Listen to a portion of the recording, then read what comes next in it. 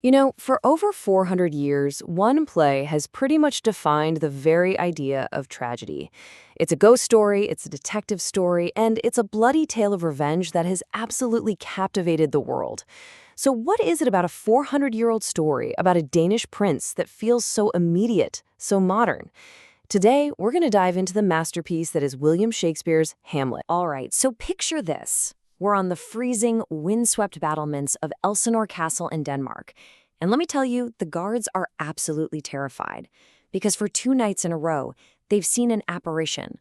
A ghost that looks exactly like their recently deceased King Hamlet, wearing the exact same armor he wore in his most famous battles. And this is where one of the guards, Marcellus, drops that super famous line, and man, it just perfectly nails the feeling.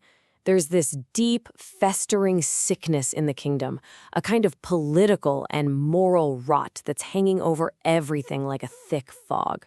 And the ghost?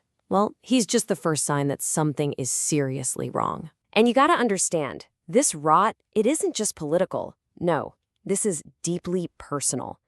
Things really kick into gear when the young Prince Hamlet, who's still deep in mourning for his father, decides he's gonna confront this ghost himself. And the story that ghost tells him, well, it's gonna set him down a dark and all-consuming path. Okay, so here's the deal. Hamlet's dad, the old King Hamlet, a total legend, by the way, is dead. But it feels like before anyone's even had a chance to properly grieve, Hamlet's uncle, Claudius, has not only grabbed the throne, but has also married Hamlet's own mother, Queen Gertrude. The whole thing happened so fast, it's more than a little suspicious, right? So when Hamlet finally comes face to face with this ghost, it tells him a story that completely flips the script. See, the official story was, oh, he got bit by a snake in the garden. But the ghost lays out the chilling, horrible truth. He was murdered in his sleep.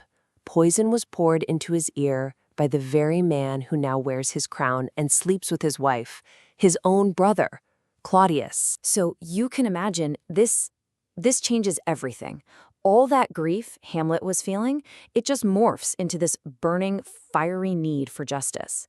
He suddenly has this terrible secret mission, and it's about to become his one and only obsession. This is the ghost's direct order to him. This line right here is basically the engine that drives the entire play forward. Hamlet is now bound by duty, by love, to avenge his father. But think about it. How on earth is a prince supposed to prove that a sitting king is a murderer? Hamlet's answer is to stage a performance, a really dangerous one. He decides he's going to put on what he calls an antic disposition. Basically, he's going to pretend to be completely, utterly insane. The logic here is that if the court just writes him off as a lunatic, he can basically float around them like a ghost himself, watching the king, searching for proof without anyone ever guessing his real mission. And you know what? His act is really convincing. Pretty much everyone, even the woman he loves, Ophelia, they all buy it. They think he's lost his mind. But the king's top advisor, this guy Polonius, he notices something's a little off. He feels like behind all the crazy talk and bizarre behavior, there's some kind of logic, a method to the madness. But carrying this weight, this mission, it really starts to take a toll on him. And this brings us to probably the most famous moment in all of literature, where Hamlet's fake madness starts to feel an awful lot like real despair. He's so completely overwhelmed by it all that he asks himself the ultimate question. Is it better to exist and suffer, or not exist at all? Now, this isn't just a simple question about suicide. It's way deeper. It's this profound philosophical wrestling match he's having with himself. He's weighing the pain of living against the absolute terror of what might come after death. And in the end, it's that fear of the unknown, that undiscovered country, as he calls it, that just paralyzes him. And that right there, that's the heart of his famous inaction. Okay, so after all that heavy soul-searching, Hamlet finally decides to stop thinking and start doing.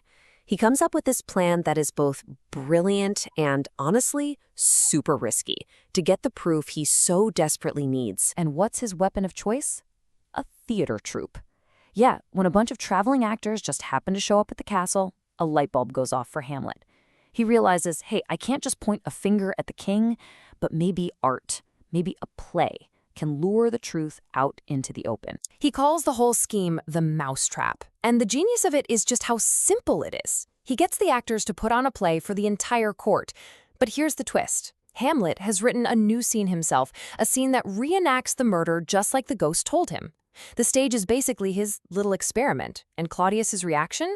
That's the only data he needs. And oh boy, does it work. The second the actor on stage mimics the murder, pouring poison into the ear of the player king, Claudius just loses it. He leaps to his feet, starts screaming for light, and storms out of the hall. Bam. In that one moment, his guilt is on full display for Hamlet to see. The mousetrap just snaps shut. But this huge win for Hamlet is also what sends the whole story spiraling into tragedy. So right after the play, Hamlet goes to confront his mother, Gertrude. He hears a noise behind a tapestry, and thinking it's Claudius spying on them, he just whips out his sword and stabs right through it. But it's not the king. It's that nosy advisor, Polonius. And that mistake, that is the absolute point of no return. Killing Polonius, even by accident, is like knocking over the first domino. It sets off this horrific chain reaction of death and disaster that's going to take down the entire Danish court. And the fallout is just immediate and catastrophic. First, the murder sends Polonius's daughter, Ophelia, into this heartbreaking spiral of madness, and she ends up drowning. That, in turn, brings her brother Laertes storming back from France, breathing fire and wanting revenge for his father and his sister. And of course, Claudius, who is a master manipulator, sees his chance. He points all of Laertes' rage right at Hamlet. Okay, the final scene, it's just a masterclass in complete and total devastation. The plan is a rigged fencing match, but it goes wrong in almost every way imaginable. Queen Gertrude accidentally drinks a cup of poisoned wine that was meant for Hamlet.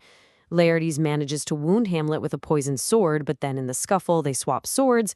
Now Hamlet has the poisoned blade, and he wounds Laertes back. As he's dying, Laertes confesses the whole plot, and with his last ounces of strength, Hamlet finally gets his revenge, forcing the poison down the king's throat before he collapses and dies himself. And then, silence. The stage is just littered with bodies. The entire royal family is gone. So after all that carnage, you have to ask, why? Why are we still obsessed with this story? What is it about this 400-year-old play that just haunts us? I mean, just think about that iconic image, right? Hamlet, holding the skull of Yorick, who was the court jester when he was a kid. And this scene, it's not really just about death. It's about what it means to be alive. He's staring right into the face of his own mortality and asking, what's left of us when we're gone? You know, our legacy, our memories. Does any of it even matter? And I think that's the secret. That's why this play has lasted for so long. It doesn't hand us easy answers.